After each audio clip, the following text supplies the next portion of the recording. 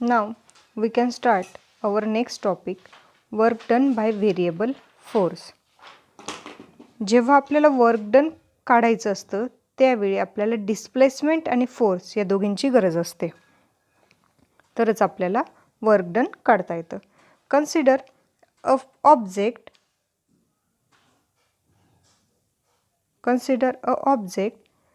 This object we can constantly move from one place to other place in a particular time t. That is constant work. इथे काय होणार आहे? Constant work होणार आहे. जेव्हा आपण एखादी बॉडीला कॉन्स्टंटली मूव केलं आणि ती एका प्लेसपासून दुसऱ्या प्लेसला आणली, इथे कॉन्स्टंटली मूव करण्यासाठी आपल्याला काय अप्लाय करावं लागलं? याच्यावर, ह्या बॉडीवर फोर्स अप्लाय करावं लागलं. कॉन्स्टंट फोर्स अप्लाय करून आपण ती बॉडी कॉन्स्टंटली मूव केली from one place to other place. इथे काय मिळालं तुम्हाला? डिस्प्लेसमेंट.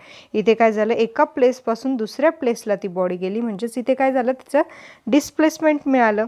तर इथे डिस्प्लेसमेंट आणि फोर्स ह्या दोघींची गरज असते, तेव्हाच आपल्याला वर्क डन इथे काढता येतं. तर ह्या एक्झाम्पलमध्ये डिस्प्लेसमेंट आणि force both are constant, then we can find out the constant work done.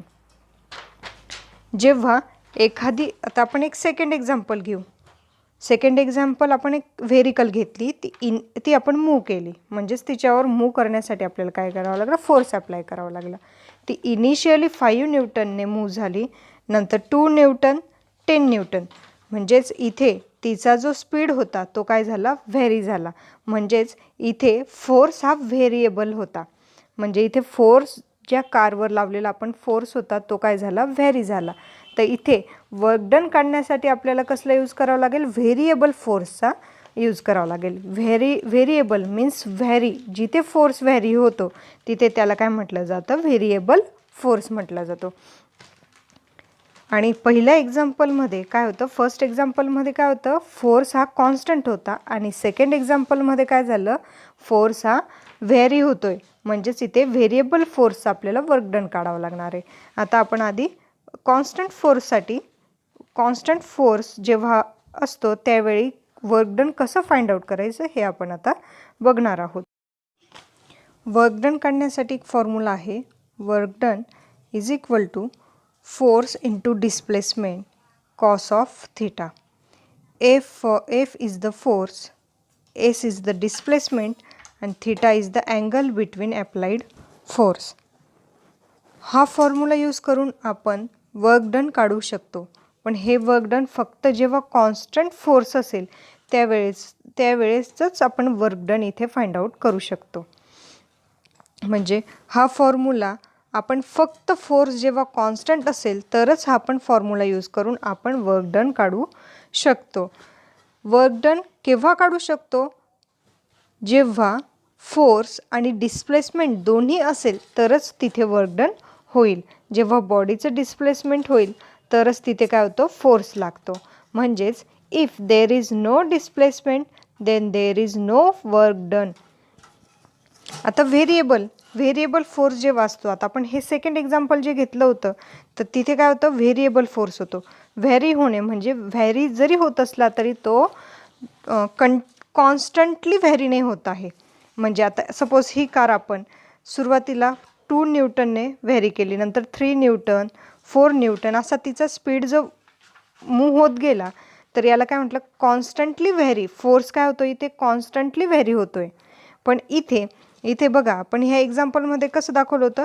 तो इनिशियली 5 न्यूटन होता, नंतर 2 न्यूटन, नंतर 10 न्यूटन. म्हणजेच हे जे फोर्स आहे इथला हा व्हेरी होतोय, पण कसा होतोय? नॉन लिनियरली व्हेरी होतोय. म्हणजे कॉन्स्टंटली तो व्हेरी नाही होते. तर व्हेरी होताना पण बघा 2 प्रकारचा असतो. एक कॉन्स्टंटली व्हेरी होणं म्हणजे हळूहळू कंटिन्युअसली कॉन्स्टंटली त्याचं कॉन्स्टंट चेंजेस होणे म्हणजे, आणि दुसरा अनकॉन्स्टंट चेंजेस होते म्हणजे इन्क्रीज होणं, डिक्रीज होणं, इन्क्रीज होणं. पण कॉन्स्टंटली चेंजेस होणं म्हणजे एक कंटिन्युअसली कॉन्स्टंटली डिक्रीज होणं किंवा कंटिन्युअसली कॉन्स्टंट ते इन्क्रीज होत जाणं. हे पण एक व्हेरिएबलचे 2 प्रकार आहेत तिथे, linear variable and non linearly variable force. असे दोन प्रकारचे इथे व्हेरिएबल फोर्सेसमध्ये पण 2 टाइप्स इथे आपले. Work done is equal to integration of S1 to S2 force into DS small displacement. हा फॉर्म्युला आपल्याला यूज करून आपल्याला टोटल वर्क डन व्हेरिएबल फोर्ससाठी आपल्याला इथे काढता येतं. हा वरती एक फॉर्म्युला दिला आहे बघा, W is equal to force in bracket S1 minus S2 minus S1. हा फॉर्म्युला आपल्याला वर्क डन काढण्यासाठी व्हेरिएबल फोर्ससाठी यूजफुल नाही होत. याच्याने आपण it is directly not possible for finding the work done. म्हणून हा आपल्याला व्हेरिएबल फोर्स जिथे असेल तिथे आपल्याला हा फॉर्म्युला यूजफुल होत नाही. तर त्याच्यासाठी पॉप्युलर फॉर्म्युला हाच आहे आणि हा आपल्याला यूज करून आपल्याला वर्क डन व्हेरिएबल फोर्ससाठीचं जे वर्क डन आहे ते आपल्याला इथे काढता येतं. त्याच्यासाठी आपण काही एक्झाम्पल घेणार आहोत. तर डेली लाईफमध्ये इन अवर डेली लाईफ किंवा in a सर्वल real life situation the force is not constant. याचे काही एक्झाम्पल्स आहेत. While lifting an object through several thousands kilometer, the gravitational force is not constant. आपण एखादा ऑब्जेक्ट लिफ्टिंग केला काही खूप thousands किलोमीटरवरून, तर त्याचं ग्रॅव्हिटेशनल फोर्स, त्याच्यावर जो ग्रॅव्हिटेशनल फोर्स ॲक्ट होतो तो कॉन्स्टंट फोर्स नसतो. हे झालं त्याचं एक एक्झाम्पल. त्यासाठी आपल्याला हा फॉर्म्युला यूजफुल होणार नाही आहे. त्यासाठी आपल्याला काय करावं लागलं आहे, हा जो पॉप्युलर फॉर्म्युला आहे आपला W is equal to integration of S1 S2 F into DS, हाच फॉर्म्युला आपल्याला यूज करून वर्क डन व्हेरिएबल फोर्ससाठी काढावं लागणार आहे. तर याचे काही एक्झाम्पल आहेत जे आपण एक्झाम्पल बघू, त्यावरून तुम्हाला लक्षात येईल. आता इथे बघा, एक आपण फोर्स वर्सेस डिस्प्लेसमेंट घेतलं आहे. वाय ॲक्सिसला काय घेतलं आहे आपण, फोर्स घेतला आहे, फोर्स. आणि एक्स ॲक्सिसला काय घेतलं आहे, डिस्प्लेसमेंट. ते आपण कशाने दाखवलं आहे, एसने. तर आता हे डिस्प्लेसमेंट बघा, डिस्प्लेसमेंट इथे काय होतं आहे, डिस्प्लेसमेंट S1 पासून S2 कडे काय होतं, इन्क्रीज होत गेलं आहे. S1 पासून S2 कडे इन्क्रीज होत गेलं आहे. आणि त्याच्याच अगेन्स्ट जे फोर्स आहे ते इथून इन्क्रीज होत गेलं. इनिशियली ते इन्क्रीज झालं, नंतर ते पुन्हा एका हायपिक नंतर काय झालं, ते डिक्रीज झालं, पुन्हा ते इन्क्रीज व्हायला लागलं. इथे फोर्स काय व्हेरिएबल होतोय, इथे फोर्स व्हेरिएबल होतोय. पण कसा व्हेरिएबल होतोय, इन्क्रीज होतोय, डिक्रीज होतोय, इन्क्रीज होतोय. म्हणजे तो कंटिन्युअसली इन्क्रीज पण होत नाही आणि कंटिन्युअसली डिक्रीज पण होत नाही. तिथं त्याचं व्हेरिएशन होते, decrease to increase, increase to decrease. हे कंटिन्युअसली व्हेरिएशन जे होतं फोर्सचं त्याला काय म्हणतात, नॉन लिनियरली व्हॅरिंग फोर्स. इथे इन्क्रीज डिक्रीज होत असतो त्याला काय म्हटलं जातं, फोर्स इन्क्रीज डिक्रीज होतो त्याला नॉन लिनियर व्हॅरिंग फोर्स म्हटलं जातं. आणि तिथेच जर आपण दुसरं एक्झाम्पल इथे बघा, ह्या सेकंड एक्झाम्पलमध्ये काय, इथे फोर्स कंटिन्युअसली डिक्रीज होत गेला आहे, कॉन्स्टंट. त्याचं स्ट्रेट लाईन काय दाखवते आपल्याला इथे, की त्याचं कॉन्स्टंट फोर्स काय होतोय, डिक्रीज होत गेला आहे. म्हणजे सपोज तो इथे ह्या पोझिशनला 10 असेल, नंतर 9 झाला, 8 झाला, 7 झाला, म्हणजे कंटिन्युअसली त्याचं जे डिक्रीज होण्याचा जो स्पीड आहे तो काय होतं, कंटिन्युअसली डिक्रीज होतो आहे. म्हणजे इथे इन्क्रीज डिक्रीज होत नाही आहे, इथे कंटिन्युअसली डिक्रीज होतो आहे. याला काय म्हटलं, कॉन्स्टंटली, म्हणजेच काय, कॉन्स्टंटली डिक्रीज होणं, त्याला काय म्हणतात, लिनियरली व्हॅरिंग फोर्स. इथे फोर्स कसा होतो आहे, लिनियरली व्हॅरिंग फोर्स होतो आहे. आणि फर्स्ट डायग्राममध्ये काय होतं आहे, नॉन लिनियरली व्हॅरिंग फोर्स होतो आहे. आलं असेल लक्षात.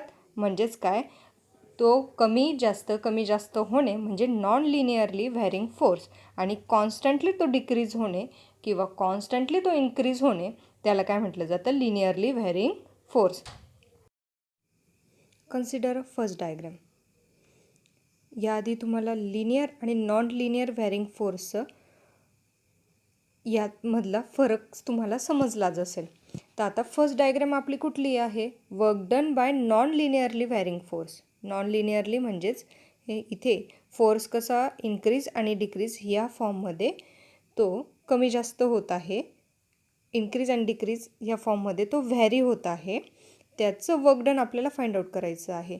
At that time how we can find out the work done. तर इथे हा प्रश्न आहे की अशा वेळी जेव्हा कमी जास्त फोर्स होत असेल, फोर्स हा व्हॅरी होत असेल, तर आपण work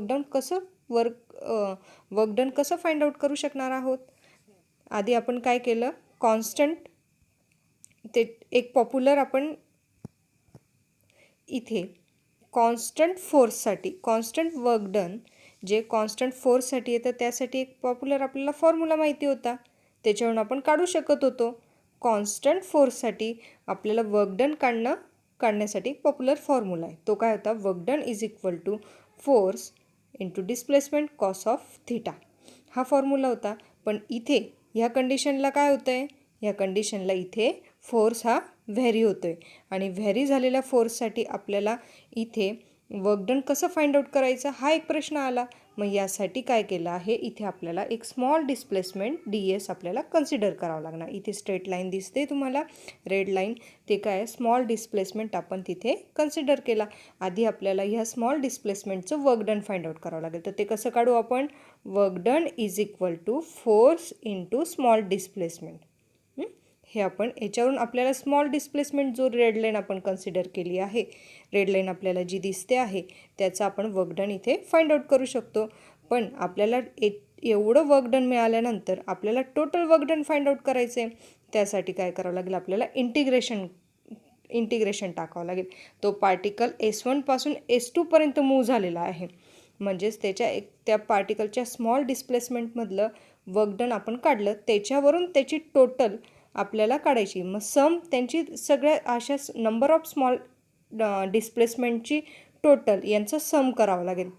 some of all small displacement म्हणजेच ते काय होईल? Integration of S1 to S2. तिथे आपल्याला काय करावं लागेल? इंटिग्रेशन टाकावं लागेल. Work done is equal to integration S1 to S2 force into displacement. हा फॉर्म्युला यूज करून आपल्याला इथे याचं वर्क डन फाइंड आउट करू शकतो आपण. आता इथे consider a second figure work done bye linearly varying force. इथे काय? लिनियरली व्हॅरिंग फोर्स म्हणजे कॉन्स्टंटली व्हॅरी झालेला फोर्स. मग आता इथे कॉन्स्टंटली कसा व्हॅरी होतो आहे? हा फोर्स डिक्रीज होतो आहे कॉन्स्टंटली. मग आता इथे आपल्याला याचं वर्क डन फाइंड आउट करायचं आहे. त्यासाठी एक सोपा फॉर्म्युला आहे. Work done is equal to area under the curve. काय आहे? Area under the curve. यालाच काय म्हणू शकतो आपण? Area under the trapezium. तर तो एरिया अंडर द ट्रॅपेझियम कुठला येतो? S1A to B to S2. हा जो आहे रेक्टँग्युलर पार्ट, हा काय? तो ट्रॅपेझियमच्या अंडर येणारा किंवा एरिया अंडर द कर्व, याचा एरिया आपण ह्या शेपचा डायरेक्ट एरिया आपण फॉर्म्युल्यावरून काढू शकतो आणि त्याच्यावरून आपल्याला वर्क डन फाइंड आउट करता येतं. मग आता ही झाली सोपी मेथड. आता इथे तुम्हाला प्रश्न पडला असेल की हा जो एरिया आहे तर याचा फॉर्म्युला नाही आहे आपल्याकडे. तर मग आपण याच्यासाठी एक सोपी मेथड आहे. आपण वाय ॲक्सिसला B पॉईंटपासून पॅरलल लाईन ड्रॉ करू. हा कुठला एरिया झाला? Rectangle area. ह्या एरियाला कुठला काय म्हणू आपण? रेक्टँगल. आणि हा जो वरचा पोर्शन आहे हा झाला तुमचा ट्रायंगल शेप. खालचा रेक्टँगल शेप आणि वरचा ट्रायंगल शेप. मग एरिया ऑफ ट्रायंगल तुम्हाला माहिती आहे त्याचा फॉर्म्युला, आणि एरिया ऑफ रेक्टँगल हा पण तुम्हाला फॉर्म्युला माहिती आहे. या दोघांची सम केली तर इथे आपल्याला ह्या दोघांच्या समवरून आपल्याला टोटल वर्क डन ह्या एरिया अंडर द ट्रॅपेझियमचा आपल्याला फाइंड आउट करता येतं. तर आता तुम्ही म्हणाल की हाच फॉर्म्युला आपण वर का नाही यूज केला? तर त्यासाठी बघा इथे जो आहे इथे फोर्स व्हॅरी कसा होतो आहे? इनिशियली तो इन्क्रीज झाला, नंतर तो पुन्हा डिक्रीज झाला आणि इन्क्रीज झाला. मग इथे आपल्याला एक्झॅक्ट त्याचं शेप कळतो आहे का? नाही. ह्या शेपचं आपल्याला एक्झॅक्ट रेक्टँगल आहे, नियर अबाउट तो ॲप्रॉक्सिमेट इक्वल टू रेक्टँगल आहे. पण तरी आपल्याला जर एक्झॅक्ट पाहिजे असेल तर त्यासाठी आपल्याला हाच फॉर्म्युला यूजफुल होईल. तिथे आपल्याला हा सेकंड फॉर्म्युला यूज करून त्याचं आपण नॉन लिनियरली व्हॅरिंग फोर्सचं वर्क डन फाइंड आउट करू शकत नाही. त्यासाठी force is equal to integration S1 to S2 force into displacement हाच फॉर्म्युला आपण तिथे यूज करू शकतो नॉन लिनियरली व्हॅरिंग फोर्ससाठी. आणि लिनियरली व्हॅरिंग फोर्ससाठी एरिया अंडर द ट्रॅपेझियम किंवा area under the curve is equal to work done. याचं एरिया आपण एरियाच्या फॉर्म्युल्यावरून डायरेक्ट आपण वर्क डन फाइंड आउट करू शकतो. Is that clear? इथे कळालं तुम्हाला की वर्क डन जेव्हा व्हॅरी होतं त्यावेळी कुठल्या पद्धतीने किंवा कुठले फॉर्म्युले यूज करायचे आणि वर्क डन कसं फाइंड आउट करायचं. आणि इथे जर कॉन्स्टंट वर्क डन असेल तर कॉन्स्टंट वर्क डनसाठी हा पॉप्युलर फॉर्म्युला आहे. ह्या पॉप्युलर फॉर्म्युल्याने आपण कॉन्स्टंट फोर्स असतं त्यावेळी वर्क डन ह्या फॉर्म्युल्याने आपण फाइंड आउट करू शकतो. आणि व्हेरिएबल असेल, फोर्स व्हेरिएबल असेल त्यावेळी काय करावं लागेल आपल्याला? दोन फॉर्म्युले आहे लिनियरसाठी. नॉन लिनियरली व्हॅरिंग फोर्ससाठी हा फॉर्म्युला यूज करावा लागेल आणि लिनियर व्हॅरिंग फोर्ससाठी काय करावं लागेल? Force is equal to area under the curve. तो काय आला तुमचा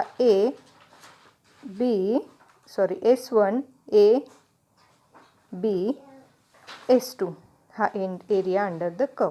एरियाचा फॉर्म्युल्यावरून आपण हे वर्क डन फाइंड आउट करू शकतो. Is that clear? चला तर आपण आता नेक्स्ट टॉपिकला सुरुवात करू. याच्यावरचं आपण एक एक्झाम्पल घेणार आहोत. त्याआधी आपण बघूया. एक्झाम्पल जे आपलं टेक्स्टबुकमध्ये दिलं आहे work done by variable force ते आहे over a given region a force कशात दिला आहे? In newton. Where force is equal to 3x² minus 2x plus 1. In this region, an object is displaced from x1 is equal to 20 cm to x2 is equal to 40 cm by a given force. Calculate the amount of work done. इथे दिला आहे आपल्याला force आणि displacement जे आपण एक्झाम्पलमध्ये S1 to S2 पाहिलं होतं. इथे त्याच व्हॅल्यू आपल्याला x1 टू x2 दिलेलं आहे. ते हे आपल्याला सेंटीमीटरमध्ये दिलेलं आहे. ते आपल्याला कन्वर्शन त्याचं कशात करावं लागेल? मीटरमध्ये करावं लागेल. तर इथे 20 सेंटीमीटरचं कन्वर्शन कशात होईल? 20 सेंटीमीटरचं कन्वर्शन मीटरमध्ये 0.2 मीटर होईल. म्हणजे ही आली तुमची x1ची value. x1 is equal to 0.2 metre. तसंच x2ची काय येईल? 0.4 मीटर. आता ह्या व्हॅल्यू आपल्याला सबस्टिट्यूट करायच्या आहेत फॉर्म्युल्यामध्ये. तर फॉर्म्युला काय आपला? W is equal to integration S1 to S2 F into DS. आता इथे S1 आणि S2 याच्याऐवजी आपल्याला x1 आणि x2च्या व्हॅल्यू सबस्टिट्यूट करावं लागतील. तर x1 लिमिट इंटिग्रेशनमध्ये x1 0.2 टू 0.4 आणि फोर्सची आपण व्हॅल्यू सबस्टिट्यूट केली आणि त्याचं आपल्याला इंटिग्रेशन काढावं लागणार आहे. हा आला तुमचा स्मॉल ds म्हणजे इथे dxने आपण तो दाखवला. तर आता इथे इंटिग्रेशनसाठी फॉर्म्युला आहे जे तुम्ही मॅथ्समध्ये शिकले आहेत. 3x² इंटिग्रेशन काढताना काय होईल? 3x³ divided by 3. 3 get cancel आणि इथे उरला फक्त 3x². तसाच 2xचा काय होईल? 2x² divided by 2. 2 get cancel, फक्त उरला काय? x² आणि 1चा कॉन्स्टंट तो काय आला तुमचा x. आता इथे लिमिट काय आलं? x1 to x2. x1 आला 0.2 आणि x2 आला 0.4. आता इथे पहा आपण जेव्हा लिमिट टाकतो त्यावेळी आपल्याला ही लिमिटच्या व्हॅल्यू इथे सबस्टिट्यूट करून 0.4³ x1ची व्हॅल्यू x² 0.4चा स्क्वेअर प्लस 0.4 आणि तिथेच लिमिट काय आलं, हे 0.2चं लिमिट इथे टाकल्यावर 0.2 स्क्वेअर मायनस 0.2 स्क्वेअर प्लस 0.2 या व्हॅल्यू आपण इथे सबस्टिट्यूट केल्यानंतर आपल्याला इथे एक स्टेप इथे अजून एक ॲड होतो.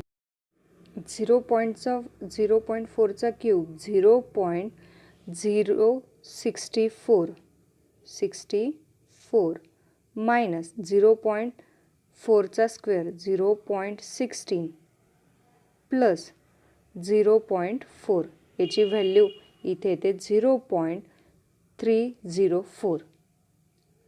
आता पुढचं ब्रॅकेट आपण सॉल्व करू. 0.2चा क्यूब 0.008 मायनस 0.04 प्लस 0.2 हे ब्रॅकेट आपण सॉल्व केलं. याची व्हॅल्यू येते 0.164 आणि यांचं सबस्ट्रॅक्शन करून आपलं फायनल आन्सर येतं 0.136 जूल. हे आपलं amount of work done variable फोर्ससाठी आपलं इथे काढलं.